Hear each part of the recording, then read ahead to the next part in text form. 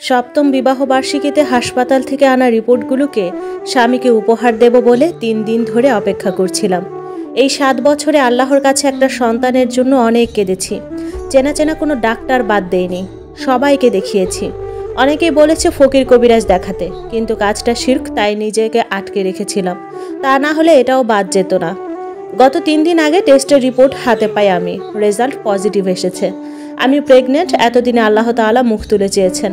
আমি মনে মনে ভাবতেছিলাম আমার হাজব্যান্ড অনেক খুশি হবে। ভালোবেসে বিয়ে করেছিলাম আমরা। বিয়ের ১ বছর পর আমার হাজব্যান্ড এবং আমার শাশুড়ি একটা সন্তানের জন্য বায়না করতে লাগলো। যদিও আমার আরও অনেক পরে বাচ্চা নেওয়ার ইচ্ছা ছিল, কিন্তু পরিবারের সবার আবদারের সামনে আর কিছুই বলতে না পেরে রাজি হয়ে গেলাম। এরপর দেখতে দেখতে ২ মাস, ৪ মাস, ৬ মাস, বছর পার হয়ে গেল, কিন্তু আমি এখনও কনসিভ করলাম না। ইতিমধ্যে সবাই আমার প্রতি বিরক্ত। শুরু হলো ডাক্তার দেখা দেখি, কিন্তু কোনোভাবেই কোনো কাজ হচ্ছিল না। বিয়ের ৬ বছর পর আর ধৈর্য ধরতে না পেরে আমার স্বামী অবশেষে দ্বিতীয় বিয়ের কথা বলেই ফেলল। অবশ্য আমার শাশুড়ি তার ছেলেকে এই ব্যাপার নিয়ে অনেক আগেই বলেছিলেন।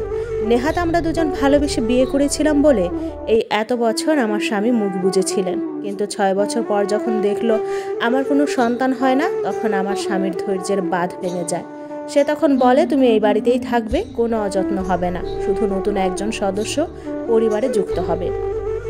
আমার স্বামীর জন্য এই কথাটা বলা সহজ হলেও আমার জন্য এই ব্যাপারটা মেনে নেওয়া অনেক কষ্টের ছিল। তখন আমি আমার স্বামীকে অনেক অনুরোধ করেছিলাম, হাতে পায়ে ধরেছিলাম আমার স্বামী যেন দ্বিতীয় বিয়ে না করে। আমাদের জীবনে যাই ঘটেছে এটা আল্লাহর হাত ছাড়া আমাদের আর কিছুই করার নেই। তিনি ইশারা না করলে কোনো কিছুই হবে না। এ কথা বলার পর আমার স্বামী আর কোনো কথা বলল না। সে থেমে গেল। অবশেষে সে আনন্দের দিন চলে আসলো। আমি মোমবাতি আর ফুল দিয়ে পুরো রুম সাজিয়েছি। সেই প্রথম বিবাহ বার্ষিকীতে যেমন সাজানো হয়েছিল ঠিক তেমন। একটা কেক অর্ডার করে এনেছিলাম। শুধু অপেক্ষা করছিলাম আমার স্বামী কখন বাসায় আসবে। রাত ১২টার সময় কলিং বেল বেজে উঠল। আমি দৌড়ে গিয়ে দরজা খুললাম।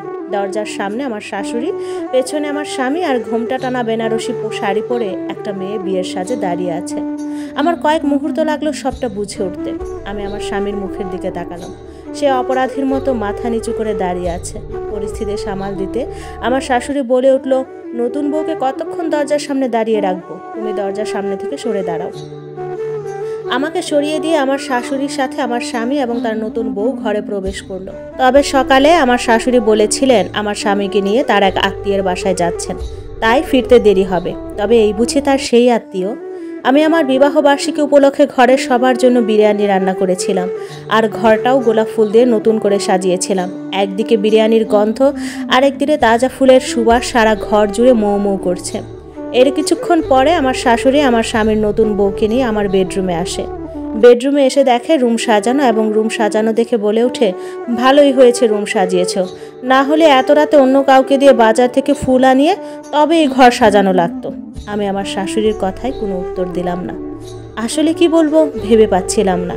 কারণটা তো আমি জানি, আমার স্বামীর সাথে আমার শাশুড়ি একটা সন্তানের জন্য কতটা উৎসুক ছিলেন। তবে আমার স্বামীর মুখে মাঝে মাঝে দ্বিতীয় বিয়ের কথা শুনলে আমি খুব কষ্ট পেতাম, খুব ভয় পেতাম। মনে মনে ভাবতাম, অনেকেই তো অনেক কথা বলে, একটা সন্তানের জন্য কেউ কি আবার দ্বিতীয় বিয়ে করে নাকি? আর যাই হোক, আমরা তো ভালোবেসে বিয়ে করেছি। আমার স্বামী আমাকে কখনোই ঠকাবে না। কিন্তু হায় আফসোস, আমার সব ধারণা ভুল প্রমাণ করে দিয়ে আমার স্বামী নতুন করে বিয়ে করে আনলো। নতুন বউকে রুমে রেখে আমার স্বামী আমার পাশে এসে ড্রয়িং রুমে এসে বসলো, আর এসে কিছুটা অপরাধীর মতো মাথা নিচু করে বলল, তোমার এই বাড়িতে কোনো কষ্ট হবে না, তোমার সব চাহিদা পূরণ করব আমি। এ কথা বলে সে আমার রুমে চলে গেল। কিন্তু আজকে আমি আমার রুমে নেই। আজকে রুমে আছে তার নতুন বউ। এর মাঝে আমার শাশুড়ি আমাকে একবার ডেকে গেছেন। তিনি বললেন, আজকে ওই রুমে রাকিব আর তার নতুন বউ ঘুমাবেন, তুমি এসে আমার পাশে ঘুমাও। এই কথা শুনে মনে মনে ভাবতেছিলাম, আজ ওই ঘরে নতুন বউ আছে, কালকে কি থাকবে না, পরশু কি থাকবে না? তাহলে আমি সারাটা জীবন কোথায় ঘুমাবো? এভাবে তো আর জীবন চলবে না। সারা রাত ফুপিয়ে ফুপিয়ে কান্না করেছি। আমার মনের ভিতর যে কেমন লাগতেছিল আমি আপনাদেরকে কি করে বুঝাবো। ভোরে আমি আমার রুমের দরজা খোলার শব্দ টের পেলাম। আমার স্বামী রুম থেকে বের হয়ে ওয়াশরুমের দিকে গেল। বাইরে থেকে শব্দ শুনে বোঝা গেল সে গোসল করতেছে। তখন আমার ভেতরটা দুমড়ে মুচড়ে যাচ্ছিল। তখন সাথে সাথে আমি আমার রুমে ঢুকলাম। রুমের হাফসা আলোয় বোঝা যাচ্ছে আমার স্বামীর নতুন বউ ঘুমাচ্ছে। কোনো শব্দ না করে আমি আমার ওয়ারড্রপ খুললাম। ড্রয়ার থেকে কিছু প্রয়োজনীয় জিনিস গুছিয়ে নিয়ে আমি বাইরে চলে আসলাম। রাতে অনেক চিন্তা করেছি আমি, আর এই বাসায় এক মুহূর্তও থাকবো না আমি। কারণ নিজের স্বামীকে অন্য একটা মেয়ে স্বামী বলে ডাকবে, আমার স্বামী অন্য একটা মেয়েকে আদর করবে, আমি কখনোই সহ্য করতে পারবো না, নিতে পারবো না। তবে বেরিয়ে আসার আগে আমি আমার স্বামীর উদ্দেশ্যে একটা চিঠি লিখে আসলাম। কারণ আমি জানি সকালেই সে রান্নাঘরে আসবে আমার সাথে দেখা করতে, আমার হাতের এক কাপ চা খেতে। সে হয়তোবা আমাকে জড়িয়ে ধরে কিছুটা অনুতপ্ত হবে, কিন্তু সেই জায়গাটা আমি আর রাখিনি, আর কখনো রাখবও না। কান্না করতে করতে চিঠিতে লিখেছিলাম, প্রিয় স্বামী, কখনো ভাবিনি এমন পরিস্থিতিতে পড়তে হবে যে তোমার সামনে দাঁড়িয়ে আমি কথা বলার শক্তিটুকু পাবো না, তাই বাধ্য হয়ে লিখে রেখে যাচ্ছি।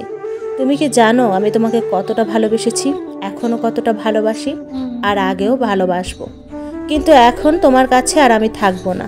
জানো আমি বন্ধা নই, ডাক্তার বলেছিল আমাদের দুজনেরই কোনো সমস্যা নেই। আল্লাহ তাআলা যখন মুখ তুলে চাইবে তখন আমাদের সন্তান হবে। আমি তোমাকে অনেক বুঝিয়েছি, ভাগ্যে সন্তান থাকলে আল্লাহ তাআলা নিশ্চয়ই দিবেন। কিন্তু তোমার অবুঝ মন আমার কথা মানেনি। তুমি আমার জায়গাটায় অন্য কাউকে এনে দিলে। তুমি যতই বলো তুমি আমার জায়গাটা আমাকেই দিবে, কিন্তু বিশ্বাস করো একই রাজ্যে দুইজন রাজত্ব করতে পারে না। আর যাকে বিয়ে করে এনেছো সে তো কোনো দোষ করেনি, তাকে কেন খালি খালি কষ্ট দিব? তাই আমি নিজেই সরে যাচ্ছি। আর আমি আজ পর্যন্ত তোমার কোনো সিদ্ধান্তে কোনো দিনও বাধা দিইনি। শুধুমাত্র এই বিয়ের ব্যাপারটা নিয়ে আমি বাধা দিয়েছিলাম, কারণ আমি আমার জায়গাটা অন্য কাউকে কখনো কোনো দিনও দিতে পারবো না। আর এটা মেনেই আমি চলে যাচ্ছি। আর হ্যাঁ, প্রেগনেন্সির রিপোর্টটা আমি রেখে গেলাম। আমি কনসিভ করেছি 2 মাস হলো। 4 দিন আগে রিপোর্টটা হাতে পেয়েছি। ভেবেছিলাম বিবাহবার্ষিকীতে তোমাকে সারপ্রাইজ দেব, কিন্তু দেখো তুমিই আমাকে সারপ্রাইজ করে দিলে। আমি কেন একা একা কষ্ট পাবো? তুমিও সামান্য অংশীদার হও, তুমিও তো বাবা, তাই না? সারা জীবন এটা ভেবে কষ্ট পাবে যে কমতির জন্য তুমি আমার জায়গাটা অন্য কাউকে দিয়ে দিলে। তা আমার মধ্যেই পূরণ হলো। আমি কখনো তোমাকে ডিভোর্স দেব না, কারণ আমার সন্তানের তার বাবার প্রয়োজন হবে। তুমি আমাদের সন্তানকে সময় মতো দেখতে পাবে, আর আমাকে ফেরানোর চেষ্টা করো না, তাতে ফলাফল আরও খারাপ হবে। তুমি শুধু এইটা মনে রেখো, তুমি তোমার সেই ছোট্ট বউটাকে হারালে যে এই দুনিয়াতে তুমি ছাড়া আর কাউকে চিনত না। আমার হয়তোবা আর তোমাকে স্বামীজান বলে ডাকা হবে না।